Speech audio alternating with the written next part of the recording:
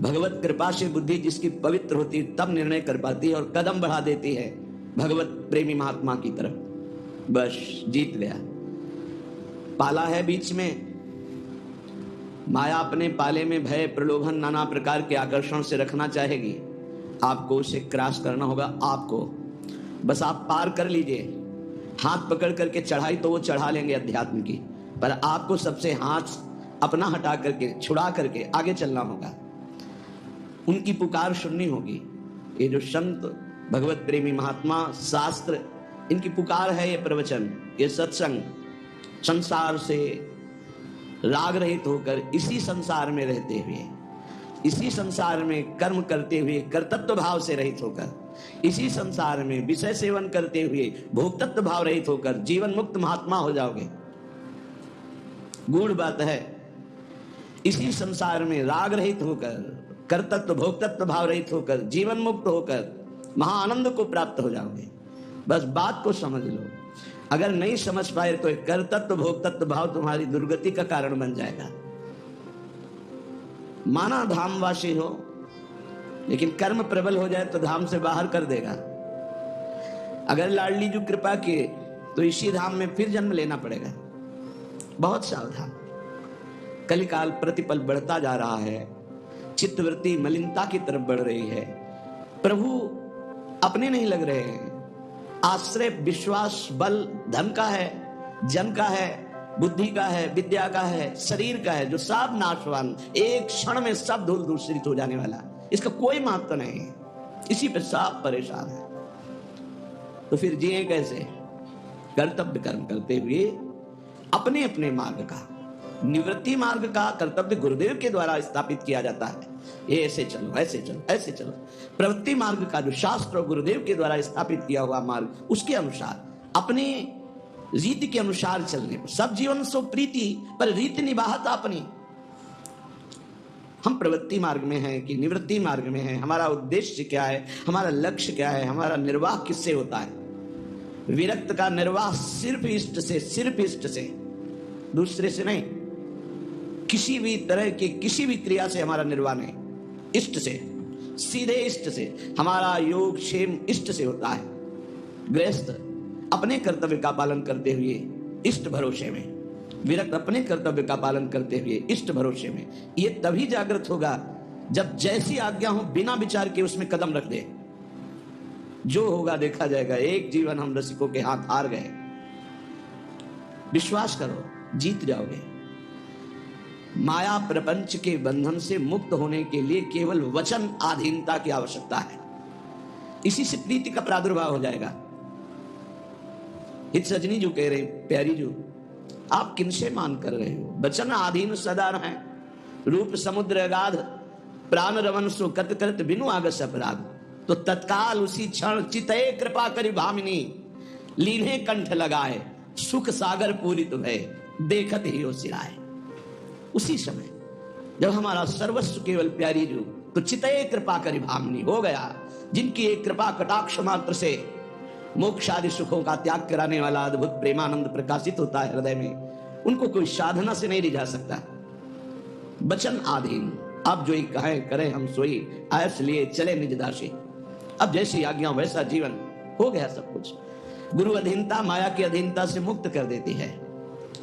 जीवन बहुत थोड़ा है, बड़े संकटों से भरा हुआ है। कब कौन सी स्थिति आ जाए कि हम भजन करने लायक न रह जाए। अभी भजन करने लायक है तो प्रपंच सुहाता है। जब संकट उपस्थित होंगे तो दुख में बुद्धि विकल हो जाती है, फिर भजन नहीं होता। यदि भजन का अभ्यास कर लिया तो दुखों से ऊपर उठ जाओगे। ये मानव जीवन अमूल्य निधि है।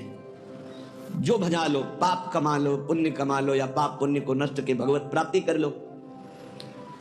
मनुष्य जीवन अमूल्य है, पर व्यर्थ बीता जा रहा है। जो नाम जप रहित समय गया, भगवत चिंतन रहित गया। हमें कितनी शीतलता और विश्वास है धन पर। ये क्या परम पद प्रदान कर देगा? ये क्या सुख प्रदान कर देगा? बैंक में रखे रखे रखे हमारे हृदय में क्या ये सुख प्रदान करेगा? कैसी मूढ़ता, अभी प्राण निकल जाए सब गया। और राधा राधा परम धन आपके साथ जाएगा। बस चिंतन करता हुआ ये सुख भोग लिया, ये सुख भोगूंगा, ये एकत्रित कर लिया, ये खरीद लूंगा, ये कर लूंगा, वो कर लूंगा, इतने में मौत मृत्यु दबोच लेती है, सारी कामनाओं को ध्वंस करके जीवन लीला ही समाप्त कर देती है। जब तक मृत्यु तुम्हें दबोच न ले तब तक कुछ कर सकते हो, भजन कर लो, नाम जप करते हुए अपने कर्तव्य कर्म का पालन करो। जिस धन मान परिवार विद्या यश और प्रभाव के भरोसे तुम गर्भ में प्रियालाल को भूल रहे हो, धन मान, ध्यान रखना, कई बार इस शब्द का अगर याद हो, भय और प्रलोभन इस मार्ग में दोनों भेजे जाते हैं। मायावी लोगों का संग होता है। धन मान परिवार विद्या यश प्रभुत्व, इसके गर्भ में आकर, इसके भरोसे में आकर जो तुम प्रभु को भूल रहे हो, अहंकार से फूल रहे हो, तुम्हारी जरा भी मदद ये न धन कर पाएंगे, न विद्या, न यश, न मान, न प्रभुत्व, और न मायावी लोग। हाथ मलते रह जाओगे, कुछ हाथ नहीं लगेगा। जब प्राण निकलने का समय आता है तो जीवन में जो किया वही सामने नाचता है, और वही तुम्हारे अगले जन्म का हिसाब बन जाता है। नेत्रों के सामने छा जाएगा वही दृश्य जो तुम्हारी दुर्गति होनी है। अगर भजन किए हो तो भगवान कहते हैं अंतिम समय मैं उसकी स्मृति बनता हूं। यही तो भरोसा आनंद दे रहा है कि हमसे चूक हुई तो आपसे चूक नहीं होगी, आप हमारी स्मृति बन जाओगे। हाय, इतना सुंदर अवसर और इतनी मलिन आश्रय वृत्ति, धन विद्या रूप महत्व कुल परिवार व्यवहार, ये तुम्हारे किसी काम में नहीं आएंगे। अभी बात मान लो, किसी काम में नहीं आएंगे, ना तुम्हारी कभी सहायता कर पाएंगे और ना ये तुम्हें सुख प्रदान कर सकते हैं जिनका तुम भरोसा लिए हो, पद का, धन का, प्रतिष्ठा का, व्यवहार का, परिवार का। पक्का ये उस समय समझोगे जिस समय तुम समझ पाकर कुछ कर नहीं सकते। मन पछितई है अवसर बीते, दुर्लभ देह पाए हरिपद भज करम वचन अरु जीते। भगवत कृपा मूर्तिमान मनुष्य शरीर प्राप्त होना, आंख ठीक है, कान ठीक है, नाक ठीक है, जबान ठीक है, सब स्वस्थ हो, बड़ी कृपा भगवान की। अब हमको भगवान की कृपा से सत्संग भी मिल गया। अब हमको पता भी है कि सत्य वस्तु क्या है, असत्य क्या है। वैसे सत्य वस्तु क्या है और असत्य क्या है तो गांव गली में भी लोग जानते हैं। जब किसी का शरीर छूटता है ना, माथे पे या कांधे पे 100 रखे होते हैं। गांव से दूर यात्रा में 2 आदमी माथे पे रखते हैं, एक आगे एक पीछे। नजदीक यात्रा में 4 आदमी कांधे पे ले लेते हैं और उस समय गान करते हैं, राम नाम सत्य है। पता है उनको सत्य क्या है, पर गीत केवल गाते हैं, चित्त में नहीं एक बार भी उनके कि हम क्या बोल रहे हैं। अंतिम जीवन लीला का अंतिम फल राम नाम सत्य है। तो जीवन भर लग जाओ हर कार्य करते हुए जबान से भगवान का नाम रटना, क्योंकि आज से तुम्हें पता चला कि जिस शरीर को बहुत अपना मान रहा था आज उसे फूंका जाएगा, वो नष्ट हो जाएगा। सत्य है तो भगवान का नाम, लेकिन वो केवल गाने में आता है। वो गीत केवल अंतिम समय, शरीर छूटने के समय कि चलो सत्य वस्तु का ज्ञान करा दे कि राम नाम सत्य है, भगवान नाम सत्य है। दुर्लभ देह पाए हरिपद भज करम वचन अर जीते, मन पछतई है अवसर बीते। अब पछताए का बने जब चिड़िया चुन गई खेत। काल रूपी चिड़िया जीवन रूपी खेत के श्वास रूपी दाने चुन गई, अब क्या बचा। इसलिए सावधान हो जाओ, अपने मनुष्य शरीर को संभालो। तुम्हारा मनुष्यपना इसी बात में है कि इसी जन्म में तुम ब्रह्मबोध या भगवत प्राप्ति कर लो। अनंत जन्मों के भटकन को मिटा दो, नहीं भटकते ही रहोगे, कोई रास्ता नहीं है आगे। अभी समझ में नहीं आ रहा, प्रमादवश अभी लग रहा है मैं मनुष्य हूं, जवान हूं, खूब धन है, मैं भोग लूं। लेकिन शरीर छूटते ही ये मानो दे, फिर तुम परवश हो जाओगे। पशु पक्षी नाना प्रकार की योनियों में तुम्हारी बिल्कुल स्वतंत्रता नहीं रहेगी कि तुम कोई नवीन कर्म कर लो। भगवान की जब अहेतुकी कृपा होती है तब संत मिलते हैं। जिसके जीवन में संत का प्रवेश हुआ, समझो हमारे ऊपर अहेतुकी कृपा श्री हरि की है। अब मोहि भा भरोस हनुमंता, बिनु हरि कृपा मिले नहीं संता। तो जब संत मिले तो उनकी आज्ञा पालन करो, उनके बतलाए रास्ते पर विचार करने की जरूरत नहीं है। संसार के दोस्त मित्र मायावी व्यवहारी, इनसे बात करने पर इनकी बात पर विचार करो। बिना विचारे जे करें ते पाछे पछताएं, काम बिगाड़ो आपनो जग में हो हंसाए। पर जब संत सदगुरु बात करें तत्काल उनकी आज्ञा के पालन में तत्पर हो जाओ। बिना ही विचार करी शुभ जानी, वहां विचार की गुंजाइश नहीं है। याद रखो, मनमानी आचरण करोगे तो जीवन असफल हो जाएगा, और संत आज्ञा में रहोगे तो जीवन सफल हो जाएगा। तुम्हारे ऊपर भगवान की हेतु की कृपा की वर्षा हुई, मनुष्य शरीर, संत समागम, भजन पद्धति का तुम्हें ज्ञान हो रहा है। तुम्हारे सारे पाप संताप जल जाएंगे, तुम्हारा हृदय आनंद और शांति के सुख में डूबने लगेगा। तुम भगवत प्रेम की धारा में डूबकर परमानंद को प्राप्त करोगे। परंतु याद रहे, केवल नकल की हम बात नहीं कर रहे, हम असल बात कर रहे हैं। आज लोग केवल बाहरी बातों पर ध्यान देते हैं, आंतरिक वृत्ति पर नहीं ध्यान देते। आप जितना फैलाओगे आपका चिंतन फैलता समझ जाएगा। समिटे सो आशिक, फैले सो जमाना। बात मान लो, समिट जाओ। जितना समिट जाओगे उतना जीवन मुक्त होते चले जाओगे, जितना फैलते चले जाओगे उतना फंसते चले जाओगे। तुम्हें नहीं दिखाई दे रहा, तुम्हें लाभ दिखाई दे रहा है, हमें हानि दिखाई दे रही। अपने माने हुए लाभ का त्याग करके संत और गुरुजनों की मानी हुई वृत्ति पर हमें अपनी वृत्ति बैठानी है।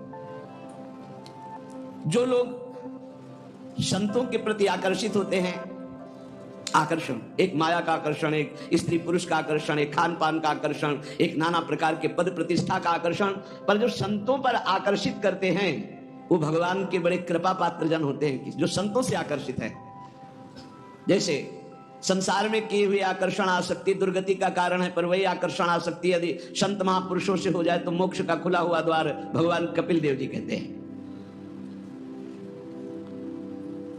संतों के संग से अपनी मान प्रतिष्ठा, पूजा, बाहरी संबंध, संतों के प्रभाव से आई हुई भोग सामग्री, इसके भोग करने में न लग जाए। बड़ा सूक्ष्म विषय है, इसलिए कह रहे सावधान।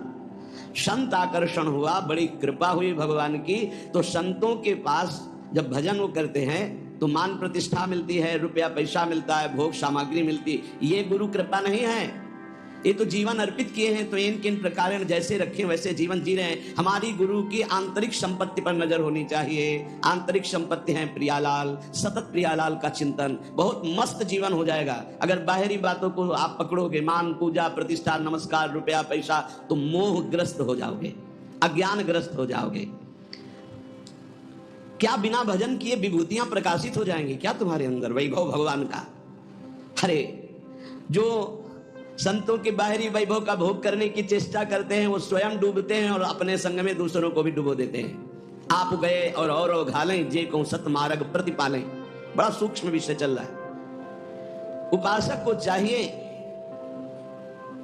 मात्र केवल उनके उपदेश और उनकी आंतरिक संपत्ति पर नजर रखे। जीवन अर्पित है, अब जैसे आप रखो वो आपकी मर्जी। हमारा जीवन में कभी झगड़ा नहीं होगा, क्योंकि हमको जो गुरु ने संपत्ति दी वो बंटवारे वाली है ही नहीं। न चोर चुरा सकते हैं और न कोई गुरु भाई बंटवारा कर सकता है, अमोघ संपत्ति है। और गुरु की बाहरी संपत्ति पर नजर ही नहीं होनी चाहिए, नहीं आंतरिक, दो जगह नजर नहीं कर पाओगे।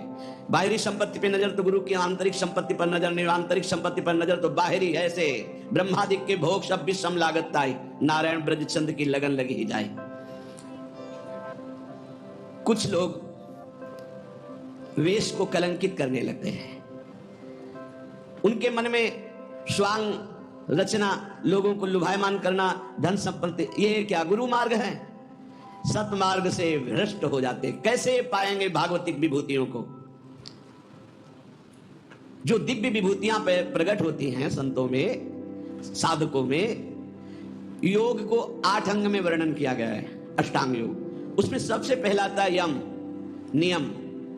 तो पहला यम, यम ही 5 प्रकार के होते हैं। अहिंसा, मन वाणी शरीर से किसी को दुख ना पहुंचाना, सत्य, वचन से सत्य, आचरण सत्य और मनन सत्य।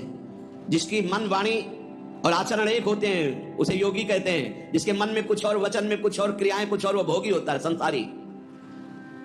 आस्ते किसी के चोरी न करना और ब्रह्मचर्य, अपरिग्रह, ये यम है पहला, योग का पहला यम है ये। यम 5 प्रकार, अहिंसा, सत्य, आस्ते, ब्रह्मचर्य, अपरिग्रह।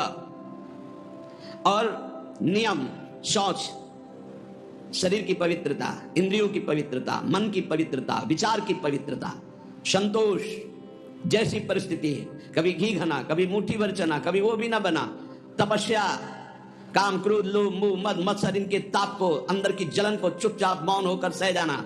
स्वाध्याय शास्त्रों का, ईश्वर प्रणिधान, अपने इष्ट पर दृढ़ निश्चय, ये नियम है।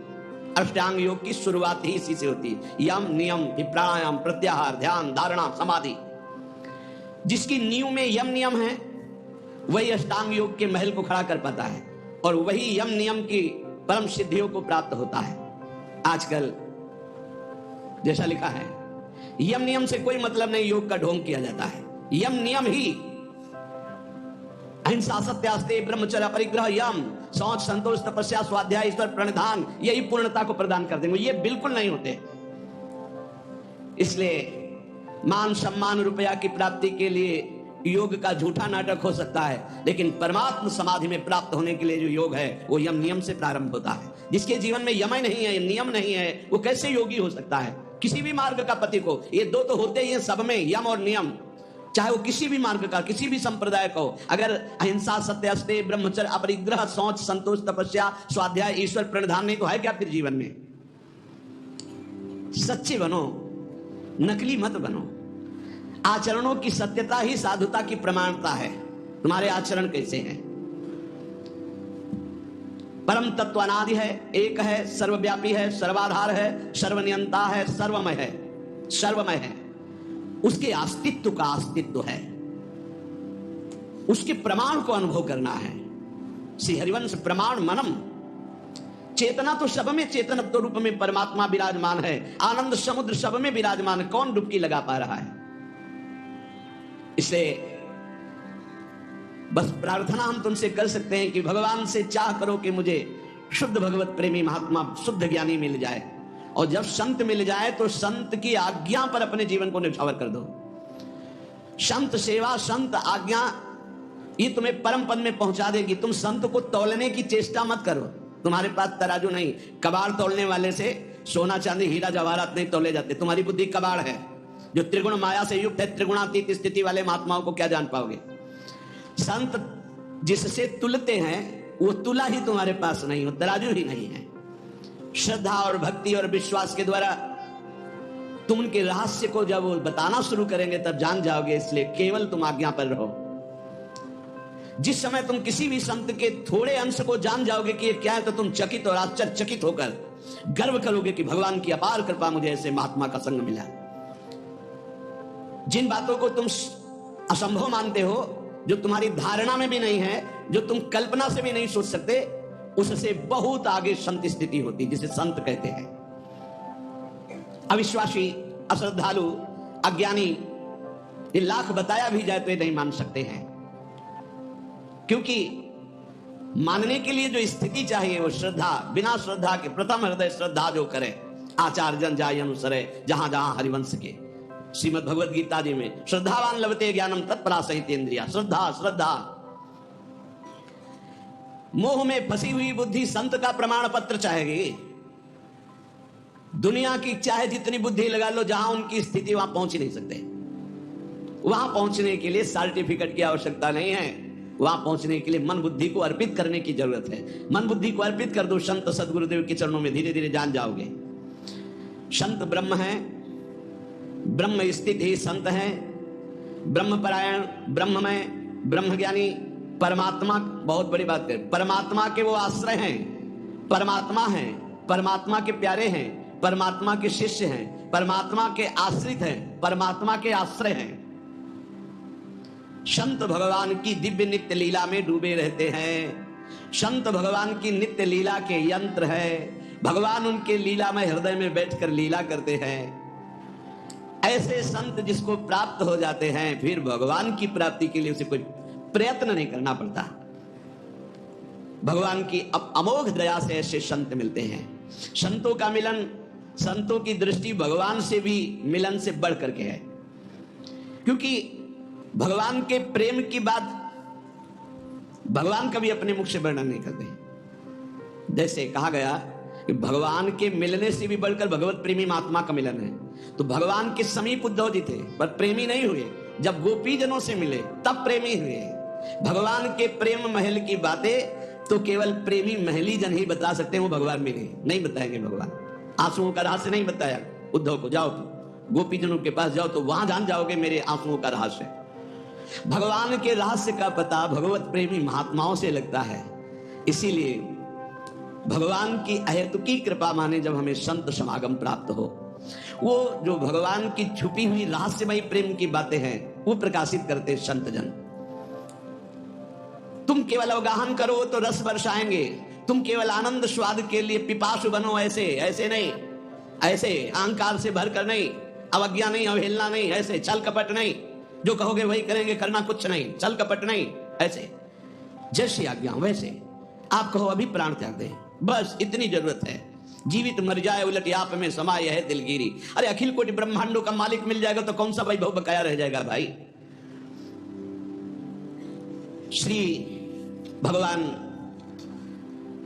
इंद्रियों को स्वतंत्र छोड़ने पे नहीं मिलते। याद रखो, संत संग से इंद्रियां संयम में होती हैं, संत संग से इंद्रियों की शांति बढ़ती है, सुख प्रत्यक्ष दर्शने लगता है, कल्पना का नहीं। इसलिए संत संग का पहला सोपान, चाहे गृहस्थ हो चाहे विरक्त हो, ध्यान देकर सुनो। ये आज जो सर्वनाश किया जा रहा है ब्रह्मचर्य का, इसी से संत लाभ नहीं मिल पाएगा। चाहे गृहस्थ हो, संतानोत्पत्ति के लिए धर्म पूर्वक अपनी पत्नी से सहवास करने की शास्त्र आज्ञा करता है। ब्रह्मचर्य सेवन से अमोघ लाभ प्राप्त होता है। पहला, ब्रह्मचर्य सेवन से लाभ। संत संग का पहला लक्षण है आचरण की पवित्रता। आचरण की पवित्रता, इंद्रियों की शांति। इंद्रियों की शांति अर्थात ब्रह्मचर्य, प्रत्येक इंद्रिय का ब्रह्मचर्य। ब्रह्मचर्य से तत्काल प्रभाव बढ़ता है। क्या? स्मरण शक्ति। बहुत ध्यान देने की बात है। अगर आपको भगवत स्मृति में डूबना है तो आपको ब्रह्मचर्य का पोषण करना पड़ेगा, चाहे जो हो। इसके बिना स्मरण शक्ति आपकी काम नहीं करेगी। स्मरण शक्ति बहुत प्रवीण, एक बार जो सुन लिया उसका सैकड़ों बार मनन हुआ, मनन होकर उसके आगे धारणा शक्ति। जो ब्रह्मचारी नहीं, स्मरण शक्ति नहीं होगी, धारण करने की शक्ति नहीं होगी, खोखला जीवन हो जाता है। स्मरण शक्ति, धारणा शक्ति और संकल्प शक्ति। इतने बजे जगना है, इतना करना है, ऐसे चलना है, ऐसे सब होगा। और जब ब्रह्मचर्य नहीं तो चाहे 1000 बार संकल्प करो तुम्हारे काम में नहीं आएगा। स्मरण शक्ति, धारणा शक्ति, संकल्प शक्ति, इच्छा शक्ति जिसे कहते, और उत्साह शक्ति और शरीर शक्ति, ये शक्तियां उसके अंदर प्रकाशित होती है जो ब्रह्मचर्य का पोषण करता है। स्मरण, धारण करना, जो संकल्प नियम ले उसका अक्षरशः पालन करना और उत्साह बना रहना और शरीर में स्फूर्ति रहना। ब्रह्मचर्य एक विलक्षण महाव्रत है। ब्रह्मचारी का सौंदर्य प्रस्फुटित होता है, एक नूर उसके चेहरे पे झलकता है जो ब्रह्मचर्य को धारण करता है। एक नवीन आकर्षण, बालवत चेहरा, एक आकर्षण होता है भागवती। और जिसका ब्रह्मचर्य पुष्ट होने लगता है उसके शरीर से सुगंध आने लगती है। सुगंध, जो भोगी पुरुष होता है पास से निकल जाए तो दुर्गंध निकलेगी, और जो ब्रह्मचारी होगा तो उसके शरीर में सौरभ होगी। ब्रह्मचारी का एक एक रोम तेज से युक्त होने लगता है, चेहरे पर हर समय प्रफुल्लता, मुस्कान, उसका हृदय नंदन वन हो जाता है, आनंद वन। बिना किसी कारण के प्रसन्नता बनी रहती है। शरीर अगर किसी असाध्य रोग से युक्त है तो भी उसके विचार कभी रोगी नहीं हो सकते, विचार स्वस्थ रहता है। और जो ब्रह्मचर्य नष्ट करता है, स्मरण शक्ति नष्ट, धारणा शक्ति नष्ट, इच्छा शक्ति नष्ट, उत्साह नष्ट, शरीर शक्ति नष्ट, सिकुड़ा हुआ, खिन्न हूं, देखने से ही लगेगा पता नहीं कितना बोझा लादे हुए बैठा है दिमाग में। पथ्यास्यायी व्यायामी स्त्री जितात्मा नरो न रोगी स्यात्। रोगी कौन नहीं है? बोले जो सदैव पथ्य का भोजन करता है और मित भोजन, हित और मित, शरीर के अनुकूल, साधना के अनुकूल और थोड़ा भोजन करता है, पथ्यास्यायी। दूसरा व्यायामी, रोज सत्संग में घुमा घुमा करके, चाहे आप 15-20 मिनट ही करें, व्यायाम करें, 2-3 किलोमीटर आप दौड़ो। चलो बाहर दौड़ने के लिए नहीं तो ऐसे यंत्र चल गए, ट्रेडमिल, ऐसे यंत्र चले हैं, उसी में दौड़ लो। नहीं ट्रेडमिल तो दौड़ लगाओ, शरीर को एक बार पसीना पसीना करो, थोड़ी सी बैठक, थोड़ी सी डर, थोड़ा व्यायाम करो। ये साधना के लिए, भगवत प्राप्ति के लिए कह रहे हैं, कोई कुश्ती लड़ने के लिए नहीं कह रहे। ये जरूरी है। पथ्यास्यायी, पथ्य का भोजन, मित भोजन करने वाला, और व्यायामी, और स्त्री सुजितात्मा। स्त्री शरीर है तो पुरुष की तरफ नहीं, पुरुष शरीर तो स्त्री की तरफ नहीं। जितात्मा, आकर्षित ना होना। नरो न रोगी स्यात्, उसे रोगी नहीं कहते, भले वह साध्य रोग से ग्रसित हो। और अगर ये नहीं है तो वो रोगी ही है। आज नहीं तो कल पता चल जाएगा कि वो रोगी है।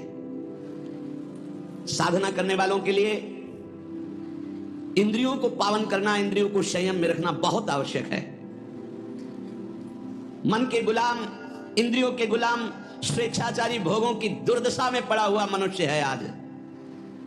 असंयमी मनुष्य का मन और मस्तिष्क, ध्यान से सुन लीजिए, असंयमी जो अपनी इंद्रियों मन को मनमानी लगाए हुए है, उसका मन और मस्तिष्क और हृदय सड़ा देते हैं, जीवन को सड़ा देते हैं। मन और इंद्रियों को संयम में रखकर भगवत चरणारविंद से नहीं जोड़ोगे, सड़ा देंगे तुम्हें। तुम्हारे अंदर ही इतनी सोच गलत कर देंगे, जलोगे। जो ब्रह्मचर्यहीन है, मनमानी आचरण करता है, ध्यान से सुनो। पहला लक्षण अशांत, दूसरा कहीं मन न लगना, अस्थिर चित्त, तीसरा अस्वस्थ, चौथा मलिन स्वभाव, हीन स्वभाव। किसी भी कार्य को कह दो सबसे पहले ना, उत्साहहीन, हर कार्य के लिए बोझा मानना, ना कर देना, सदा के लिए भय का डेरा पड़ जाना अंदर। ये देखो शास्त्र है, ये महापुरुषों के द्वारा लिखा हुआ है, जिन्होंने अनुभव किया सबके मनों में अपने मन को मिलाकर।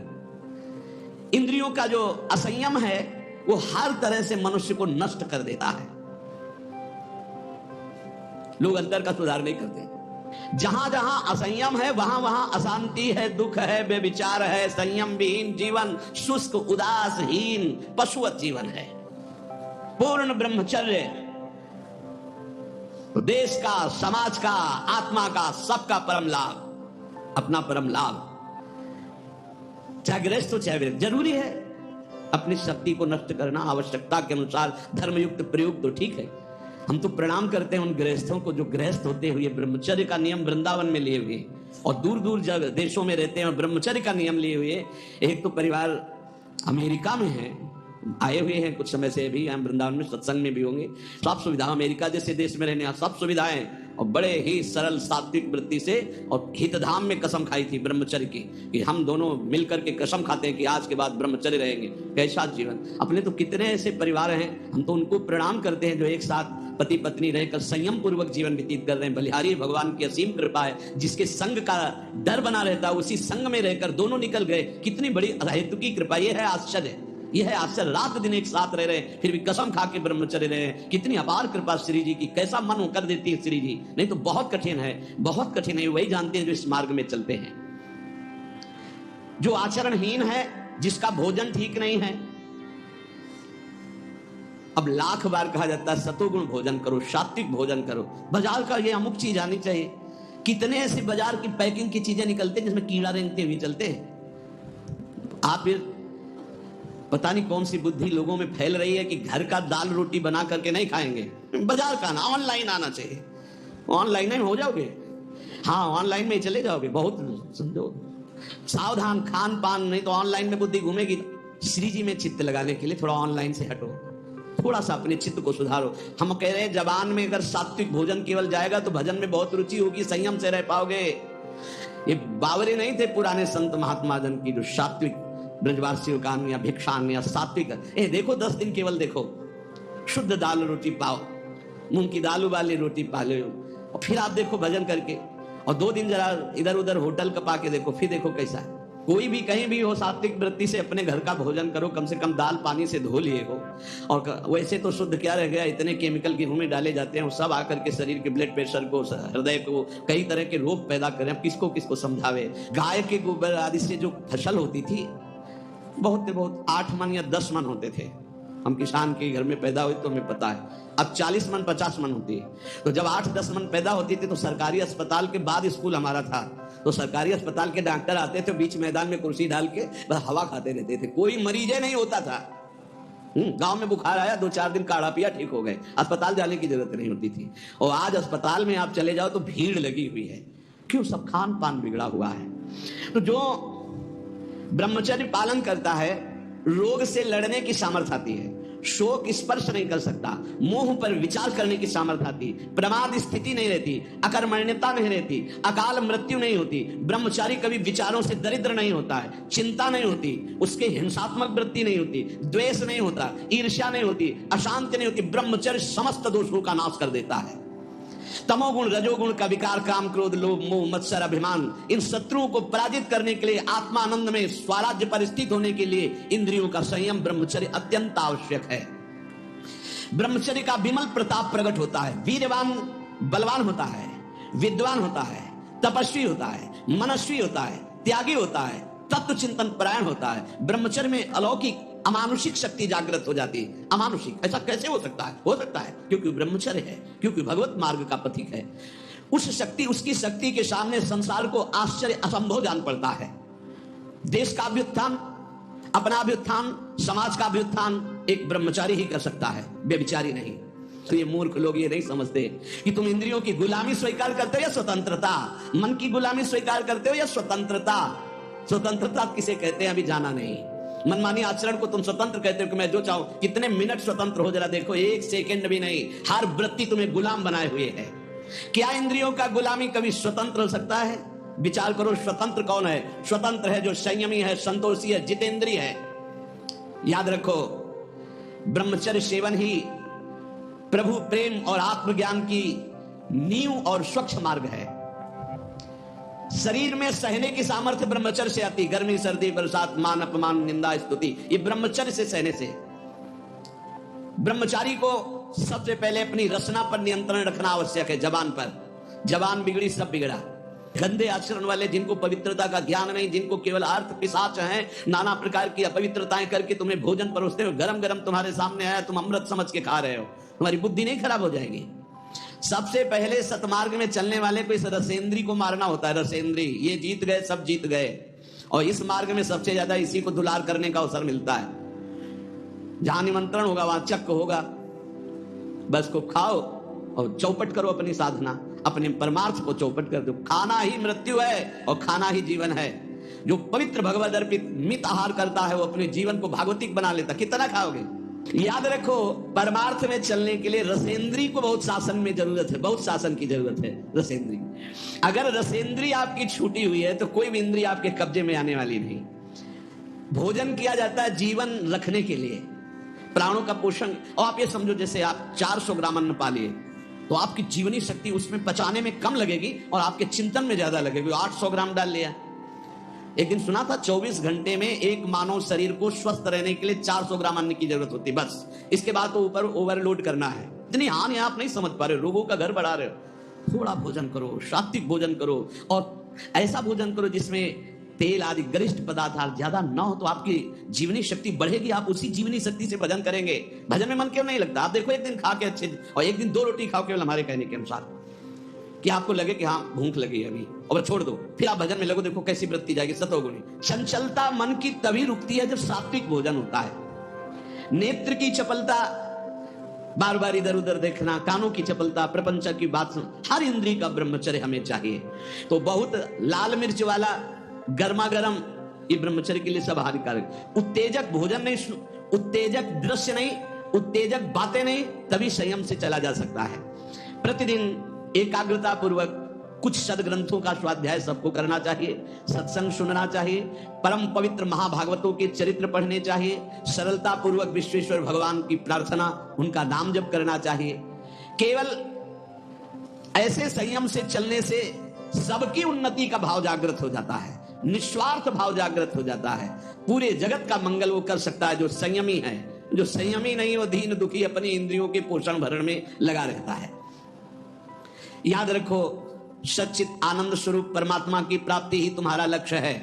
वो अमृतानंद शांत समुद्र तुम्हारे हृदय में है। तुम्हें लगना पड़ेगा इस मार्ग में, तुम्हें प्रयत्न करना पड़ेगा। वो प्रयत्न गुरु कृपा से, भगवत कृपा से है, ये मानना होगा, नहीं तो अहंकार हो जाएगा। नमा ऋषिभ्या पूर्वजेभ्या पूर्वेभ्या पथिकृतभ्या, ये महामोह में ज्वाल में मैं उन ऋषि मुनियों को नमस्कार करता हूं जिन्होंने हमको ये मार्ग पूर्व में अनुभव करके बताया है। देखो, जैसे तुम्हारे मन की क्या वृत्ति है ये जानना हो, पूरे जगत के मन की क्या वृत्ति है ये जानना हो, तो थोड़ी देर मन को किसी विषय पुरुष में तदात्म किया जाता है, फिर उसकी जो मन की तरंगे हैं वो सब मन में आती है, तब होता है अच्छा ऐसी स्थिति। तो लगता है महात्मा लोग कैसे जानते, बिना अनुभव किए, संसार का तो अनुभव नहीं किए, इनको तो संसार का अनुभव किए, जानते कैसे? वो तुम्हारे मन में जानते हैं, तुम्हारे मन में जो चल रहा है, मन को मन में मिलाया और 1 मिनट में सब जान लिया। और वो फिर जब बोलते तो हाँ हाँ ऐसा ही चलता है, ये तो आश्चर्य की बात है, तो ये तो हमारे मन की बात है, क्योंकि तुम्हारे ही मन की बात वो जान करके बोल रहे हैं। तो अनेक जन्मों में भ्रमण करते हुए ध्येय की प्राप्ति के लिए हमें भगवान ने मानव जन्म दिया। हमें अपनी इंद्रियों को संयम में रख करके सत्संग, स्वाध्याय, सेवा, सुमिरन, इसमें डूबना है। इसमें श्री भगवान स्वयं कह रहे हैं सबरी जी से, प्रथम भगति संतन करी संगा, दूसरी रति मम कथा प्रसंगा। सबसे पहली भक्ति है भगवान के प्रेमी भक्तों का संग, दूसरी भक्ति उनके मुख से निकली हुई भगवत चर्चा। भगवान श्री रामचंद्र जी महाराज कह रहे हैं संतों का सेवन करो। संत शब्द नहीं कहा, संतन, बहुत से संतों का, संत और संतन बहुवचन प्रयोग किया। जहां भी भगवान की चर्चा करने वाले प्रेमी भागवत जन मिले, उनकी एक एक बात गौर से सुनो, अपने जीवन में धारण करो, लेकिन भगवान से युक्त। भगवान ने जाति पक्ष को नहीं कहा, कुल पक्ष को नहीं कहा, विद्या पक्ष को नहीं कहा। जाति पाति कुल कर्म धर्म बड़ाई ये सब भगवान कहते मुझे। एक बार एक कारे नाम के मुसलमान भक्त थे, उनको स्वप्न में भगवान श्री कृष्ण ने एकदम, तो सब भूल गए और बस भगवान श्री कृष्ण के आशिक हो गए। उनको भक्तजन कारे ही कहने लगे, श्याम सुंदर के नाते से कारे ही। वो बड़े महान, हर समय केवल कृष्ण कृष्ण कृष्ण और उसमें डूबे रहते। एक समय भ्रमण करते हुए जब नीलांचल पहुंचे तो जगन्नाथ जी के दर्शन के लिए बड़ा प्रेम उमड़ा। जब वहां दर्शन के लिए गए तो मंदिर में परिचय पूछा गया, क्योंकि उनकी वेशभूषा तो देखते ही संशय हो गया कि, तो पूछा तो उन्होंने सच्ची बात बता दी कि मैं मुकुल में जन्मा हूं, ऐसा है। उनको धक्का मार के बाहर कर दिया गया। तो जगन्नाथ जी के मेन प्रधान द्वार से ही उनको, जो सेवक जन थे उनको ऐसा मान करके द्वार से ही उनको हटा दिया गया। और वो बहुत अंदर ही अंदर लड़े, हम तो जानते भी नहीं थे आपको, आपने ही आकर स्वप्न में परिचय दिया, मेरे चित्त को चुराया, अपना दास बनाया, और आपने उत्साह पैदा किया कि चलो मेरे दर्शन करने, तो नीलांचल दर्शन कर। फिर ऐसा क्यों धक्का दिलवा दिया, द्वार पर से हटा दिया? तो कवि प्रकृति के थे, एकांत में जाकर के बैठ गए और कहने लगे, यदि तू जगत का नाथ तो हमारी भी सुध लीजिए। कह रहे हे कारे, तूने करार किया, स्वप्न में आकर मेरे दिल को चुराया और बता दिया कि तू ही मेरा स्वामी है, और तू मुझे अलग मान करके धक्का दिलवा करके भगवा दिया।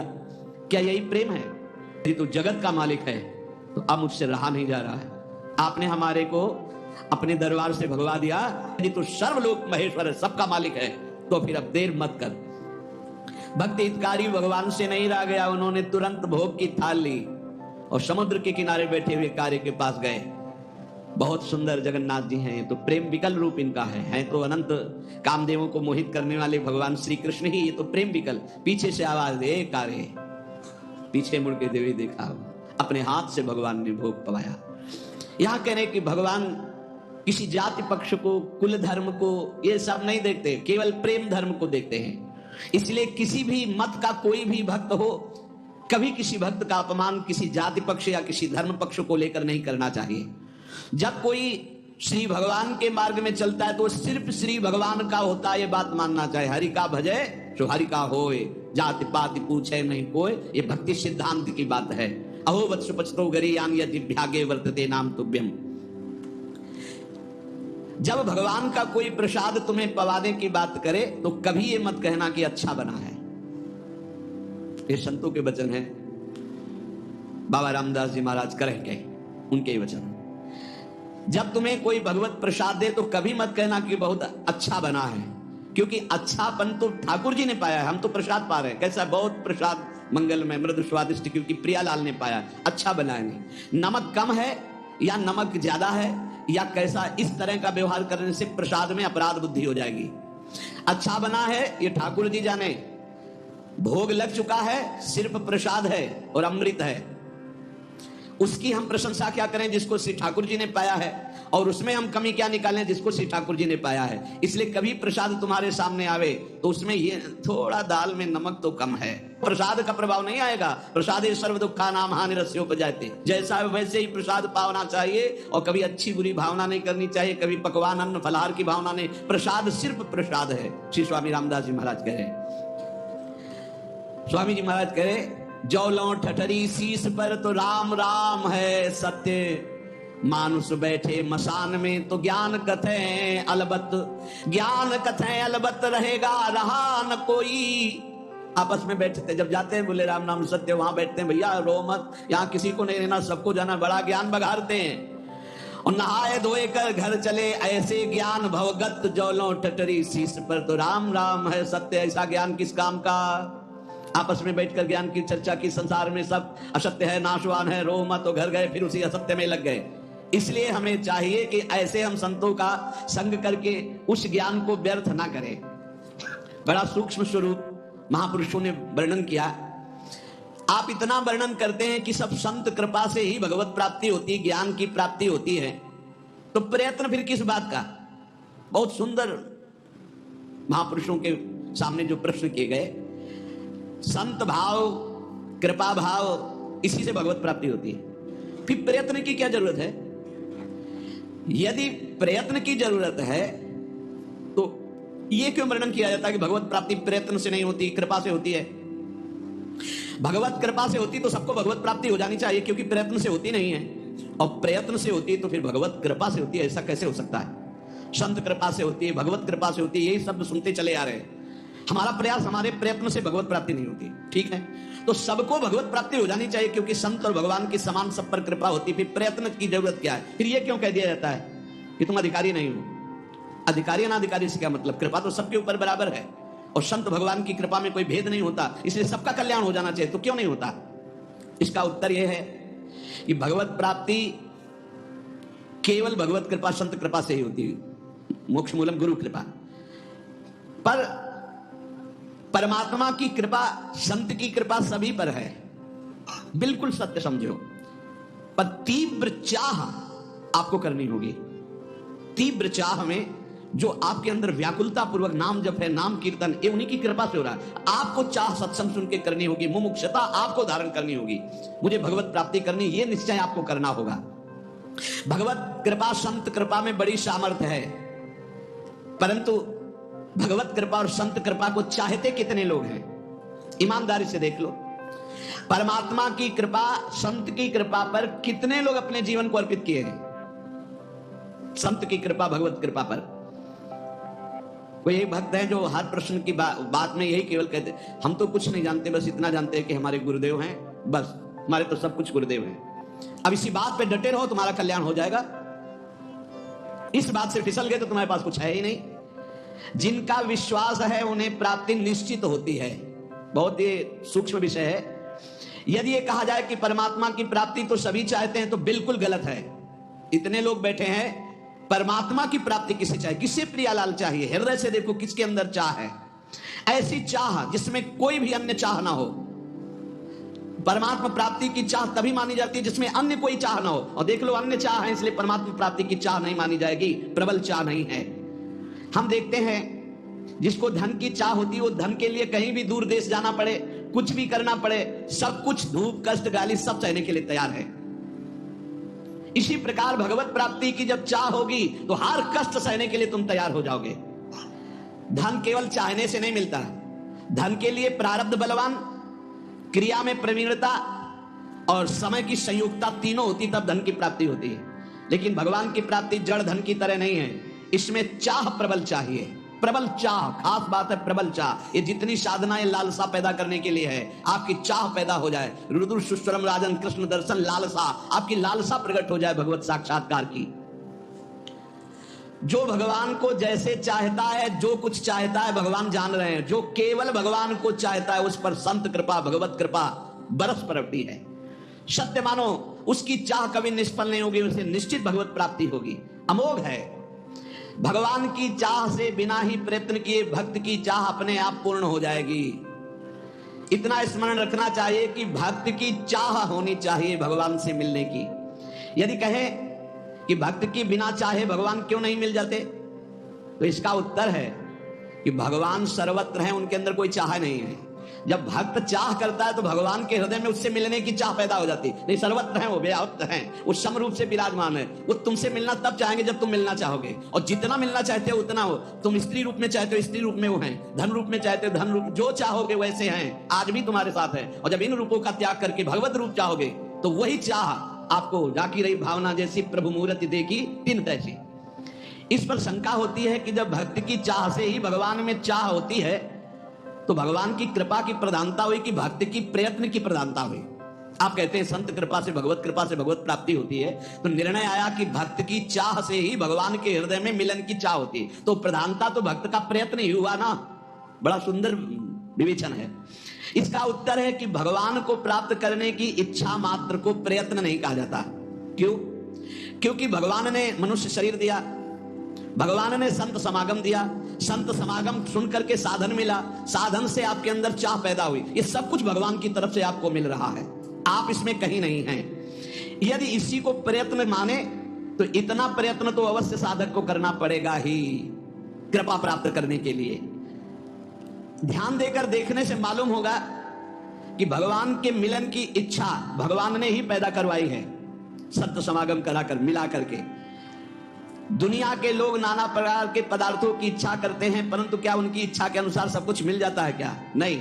एक इच्छा ऐसी है जो प्रारब्ध के अधीन नहीं है, भगवान की प्राप्ति। ये इच्छा बड़े संत समागम से ही प्रकट होती है। देख लो, जिसके कभी भी कहीं भी भगवत प्राप्ति की इच्छा होगी वो सत्संग से होगी, और सत्संग बिन सत्संग विवेक न होई, राम कृपा बिन सुलभ न होई। तो इसमें तुम्हारा प्रयत्न नहीं, इसमें भगवान की कृपा है। इच्छा करने पर जो प्रयत्न होता है वो भगवान ही तुमसे करा रहे हैं। भगवान ही साधक को निमित्त बना करके संत समागम कराकर उसके अंदर साधन पद्धति चलाना, ये सब भगवान कर रहे हैं। जैसे अर्जुन जी से कहा भगवान ने कि मेरे द्वारा ये सारे वीर मारे जा चुके हैं, तुम केवल निमित्त मात्र बन जाओ, ये मारे जा चुके हैं। ऐसे ही साधक शरणागत केवल निमित्त होता करवाते सब भगवान है भगवत प्राप्ति तक।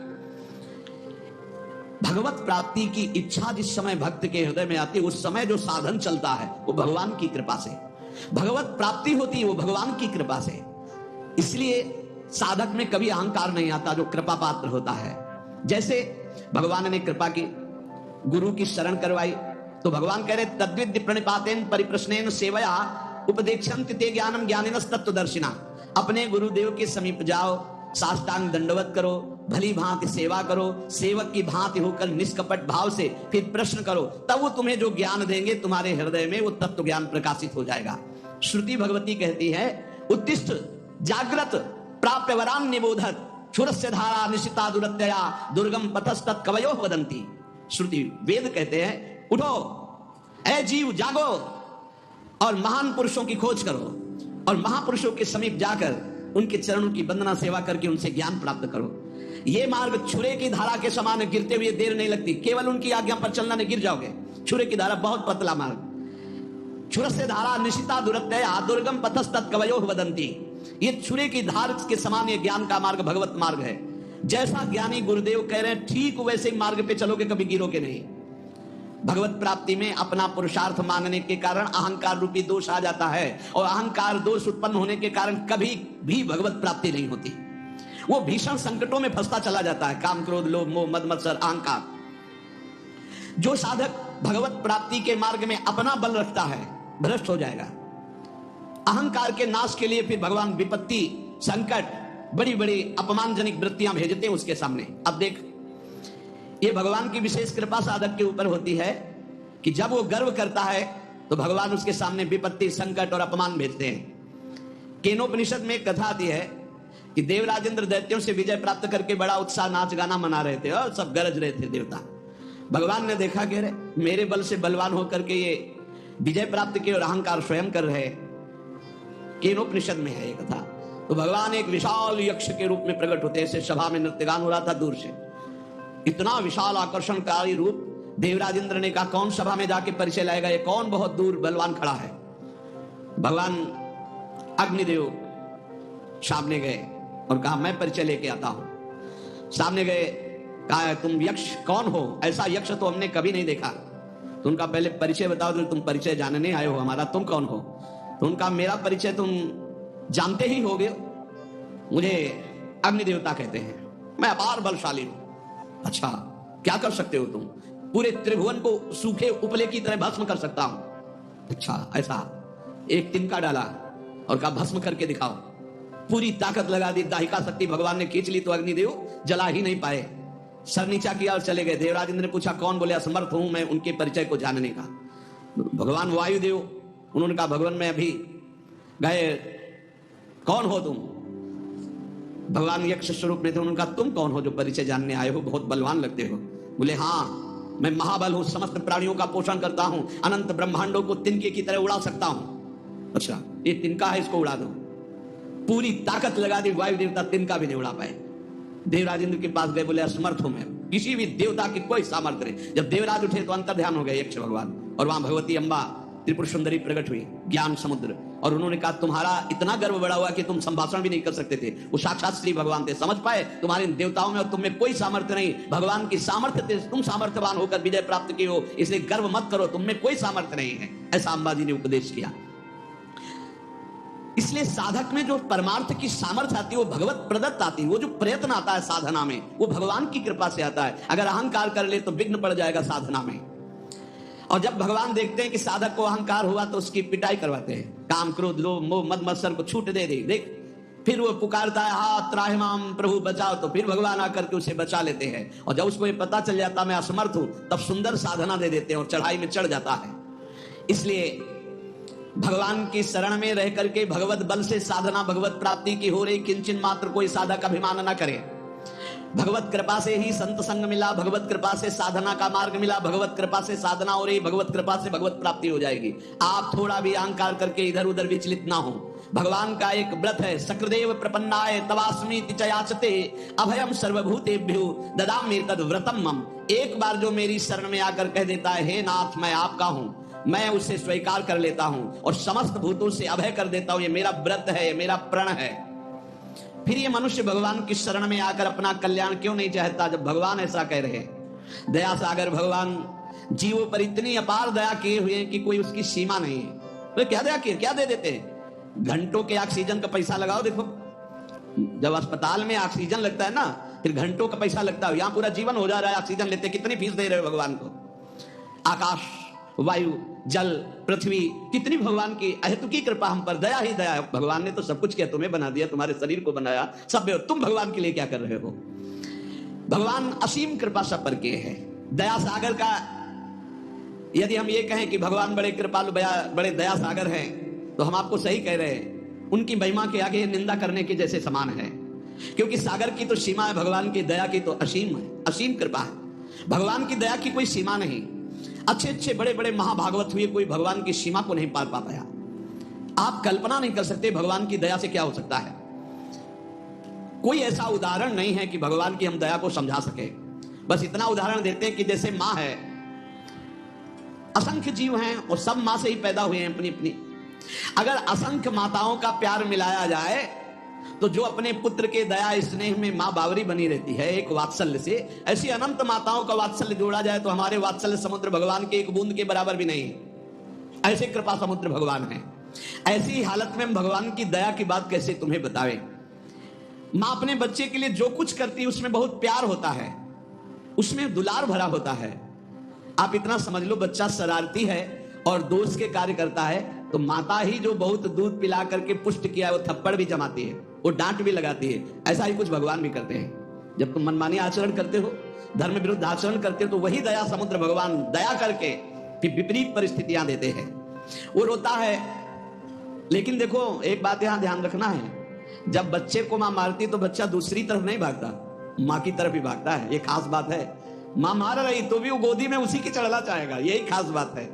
बच्चा किसी और का आश्रय नहीं ले सकता। ऐसे ही सकृदेव प्रपन्नाय तवास्मीति च याचते। कैसी भी परिस्थिति दुख की हो, भक्त को भगवान को ही पुकारना चाहिए। परिस्थिति तभी आती है जब अहंकार कोई ना कोई, किसी तरह का अहंकार, तभी विपरीत परिस्थिति आती है।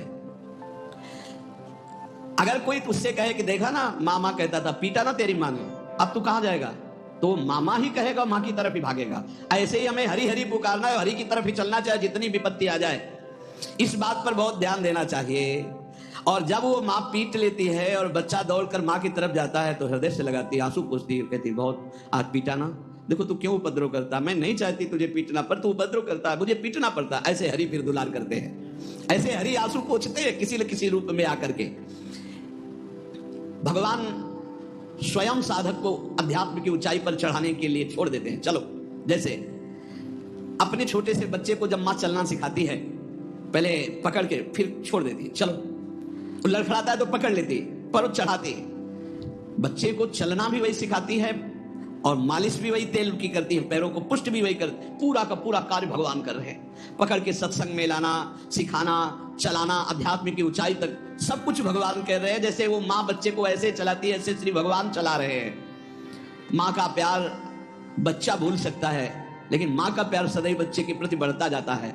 माँ स्वार्थी भी हो सकती है क्योंकि माया जनित उसका प्यार है, भगवान का मायातीत प्यार है, वो हर स्थिति में बढ़ता रहता है। इसलिए इस रास्ते को जानने वाला पुरुष भगवान की दया और करुणा पर विश्वास करके अन्य आश्रय कभी नहीं लेता।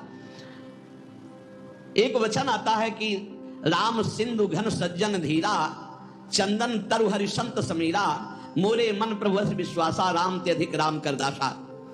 भगवान समुद्र हैं तो संत मेघ हैं, भगवान चंदन है तो संत पवन है, वायु है। इसलिए मेरे मन में ऐसा विश्वास आता है कि भगवान से बढ़कर भगवान के भक्त जन हैं।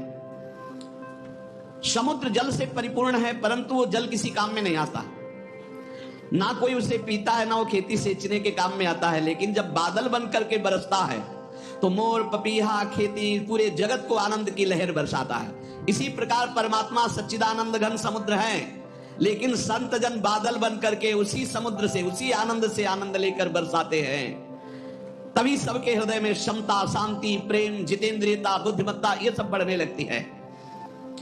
साधक रूपी मोर, पपीहा ये सब आनंदित हो उठते हैं जब संत रूपी मेघ गरजते और बरसते हैं। उनकी गर्जना, उनकी वर्षा आनंद सिंधु भगवान की वर्षा है। आनंद सिंधु समुद्र से आनंद लेकर वर्षा करना है। जैसे चंदन में सुगंध होती है, परंतु वायु स्पर्श न करे तो बगल के वृक्ष तक नहीं पहुंच सकती, और वायु स्पर्श करती तो दूर दूर के नीम बबूल भी चंदन की तरह सुगंधित हो जाते हैं। ऐसे ही संत जन, भक्त जन, भगवान है चंदन और ये है वायु। ये दूर दूर तक नीम बबूल जैसे स्वभाव वाले दुष्ट जन भी संत वाणी के द्वारा अपने जीवन का परिवर्तन करके महात्मा बन गए, संत बन गए। हिंसक, चोर, बेविचारी ये उनकी वाणी के प्रभाव से भगवदानंद का अनुभव करने वाले ब्रह्म ऋषि महात्मा बन गए। संतों की भगवान से ज्यादा बड़ी कृपा होती है। संतों में कभी द्वेष नहीं होता, उनका हृदय ऐसा होता है कि दूसरे को जरा भी दुख के समीप जाते हुए देखकर उनका हृदय कांप उठता है। हे क्यों जा, तो उसको लग रहा है मैं बहुत अच्छे मार्ग में जा रहा हूं, उनको लग रहा है दुख में फंसने जा रहा है। इसलिए संतों की बात कभी कभी कड़वी लगती है। नारद सिख जे सुने नर नारी और अवश्य भवन तज होए भिखारी। देखो, माँ चाहेगी बेटा खाए पिए खूब सोए, पिता चाहेगा इतना वैभव एकत्रित कर दूं किसी का कभी कोई जरूरत, और गुरु चाहेगा कि किसी काम का न रह जाए, न इसे नींद आवे, न इसका पेट भरे, न इसके पास धन का बल हो, न इसके पास जन का बल हो। एक बल हो, महाबल केवल भगवान का। बहुत अंतर है, बहुत अंतर है संसार के और गुरुदेव के प्यार में, बहुत अंतर है। वो संसार की हर कट करके एकमात्र भगवान का सहारा, और संसारी जन हर कट करके भगवान के मार्ग से केवल संसार का सहारा। जमीन है, रुपया है, बैंक बैलेंस है, रिश्तेदार है, नातेदार है, खूब मौत से खाएगा, मौत से खाएगा नहीं, काल खाएगा।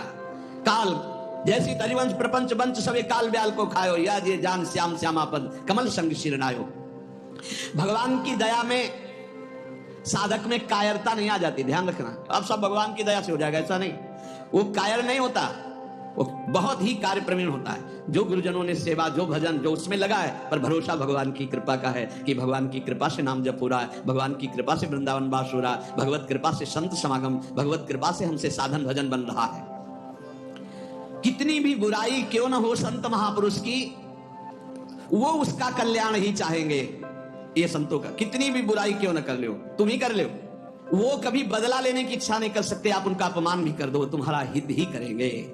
वो तुम्हें दुर्गुण दुराचार से, माया से हटा करके भगवान में ही तन्मय करेंगे। तभी ये ड्यूटी है। हरई शिष्य धन शोक न हरई, सो गुरु घोर नरक मा प्रवेश। तुम तो जहां जाओगे जाओगे, तुम्हारी जिम्मेवारी हुई, उनको भी जाना पड़ेगा। हरई शिष्य धन शोक न हरई, सो गुरु घोर नरक मा पड़े। गुरु शिष्य अंध बधिर कर लेखा, एक न सुने एक ने। गुरु देख नहीं रहे कैसे चल रहा, और शिष्य सुन नहीं रहे कि गुरु कह क्या रहे।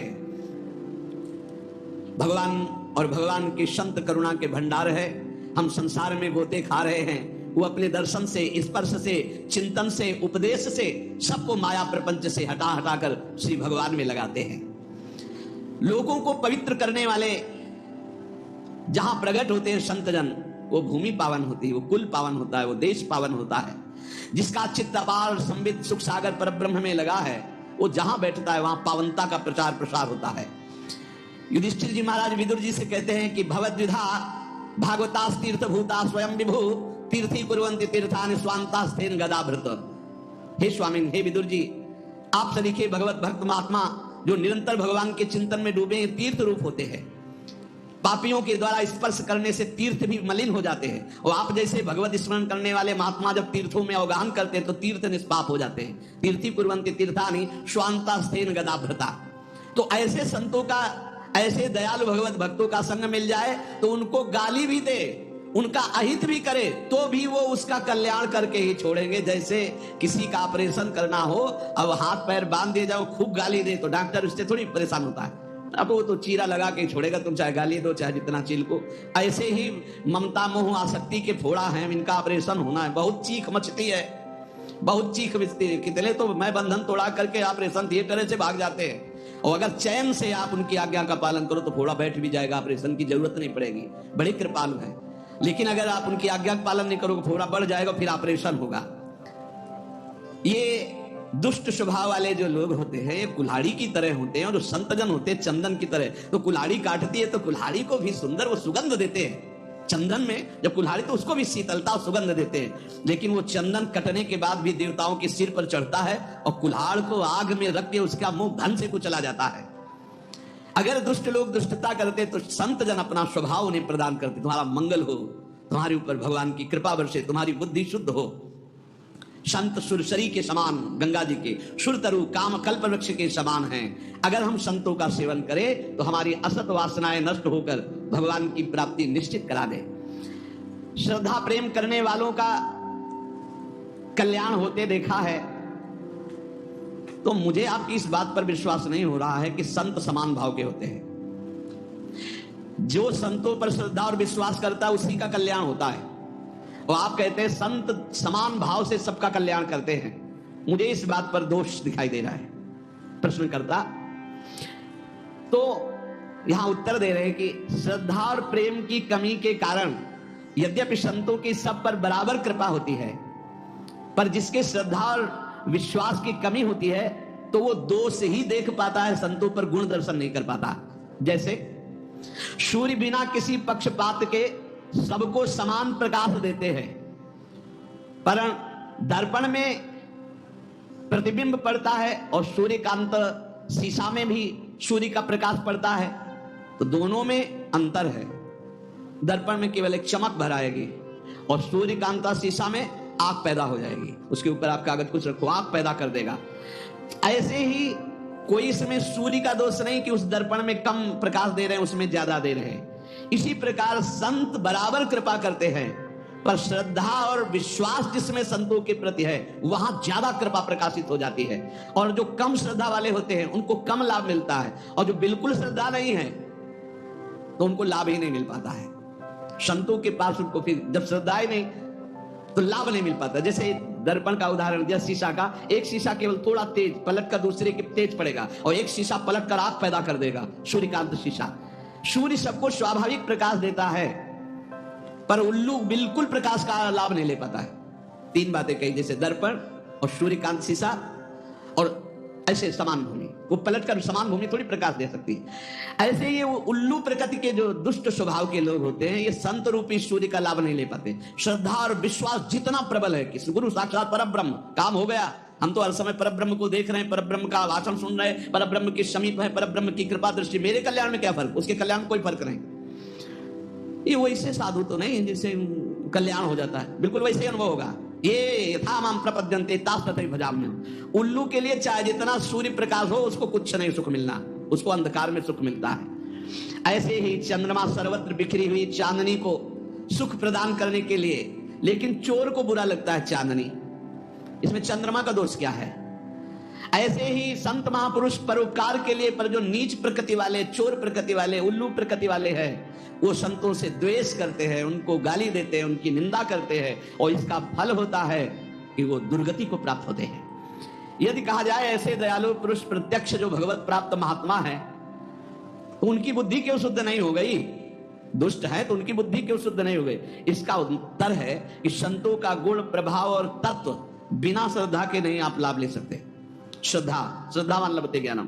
जितनी जोर की श्रद्धा संत पर, जितनी जोर की समर्पण वृत्ति, उतना ही लाभ।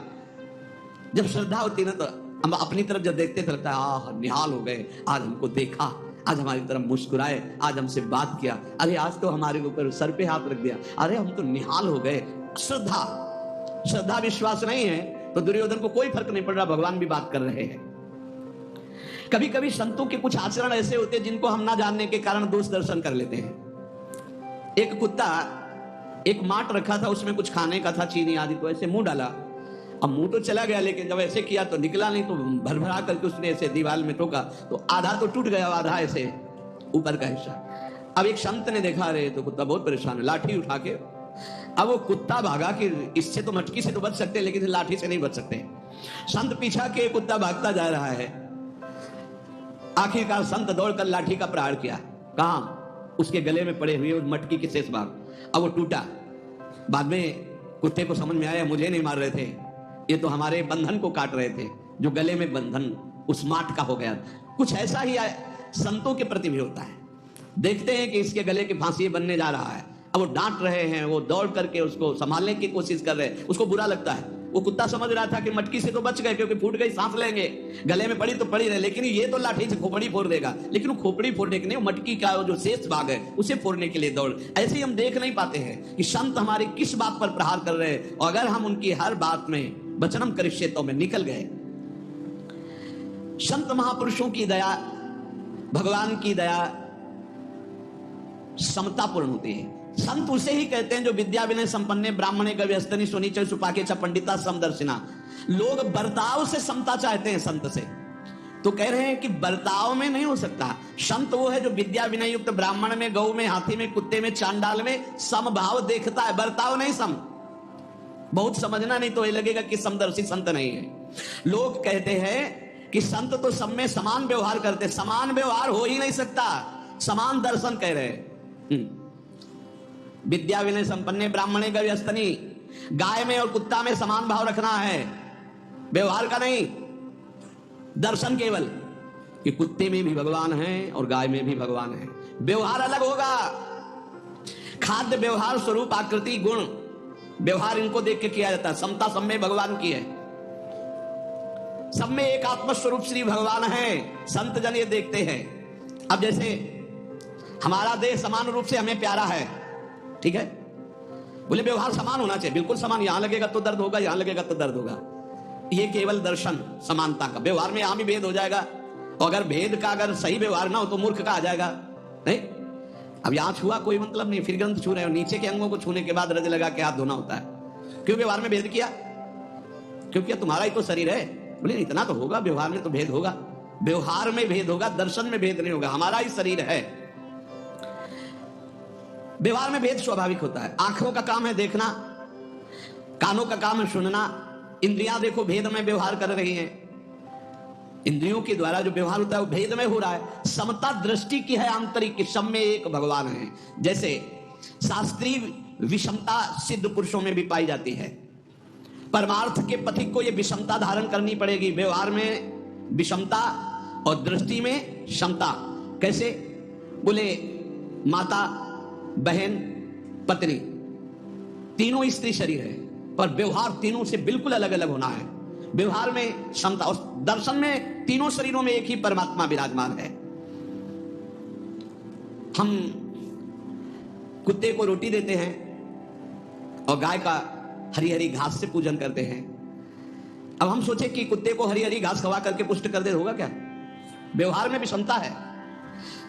या हम सोचे विद्या विनय संपन्न ब्राह्मण को हस्ते नहीं सुनी चाहिए सुपाके तो सबको घास नहीं चल पाएगी ना। विद्या विनय ब्राह्मण जो ब्राह्मण है उसको कचौड़ी पूड़ी खवा करके, गाय को हरी हरी घास खवा के, कुत्ते को रोटी खवा दी, हाथी के लिए और बड़ा चारा डालना पड़ेगा। व्यवहार में नहीं, दृष्टि में क्षमता। ऐसे ही महान जो संत भगवत प्राप्त हैं उनके व्यवहार में भी क्षमता होगी और दृष्टि में क्षमता होगी। उनसे जो बैर करेगा वो दिखाई देगा वैसा, उनके हृदय में बैर नहीं है लेकिन वो बैर करता है इसलिए उसकी दृष्टि में दिखाई देगा। जो उनसे मित्रता करते हैं वो उनकी दृष्टि से, उनकी दृष्टि में दोनों समान है, पर व्यवहार में जब आएगा तो जो दैन्य होकर प्रणाम नमस्कार करके आर्तभाव उससे मुस्कुरा के बात करेंगे, और जो कटु और क्रूर स्वभाव वाले हैं उनसे उदासीन होकर बात करेंगे। अंतर में उनके कोई भी द्वेष नहीं है, उस क्षमता को प्राप्त महापुरुष है। अनुकूल पदार्थ आएगा मुस्कुरा के पाएंगे, प्रतिकूल आएगा हटा देंगे। ये व्यवहार है, समता एक दृष्टि है। इसलिए हम संत महात्माओं की आज्ञा का पालन करें, भगवान की कृपा से सत्संग मिलता है।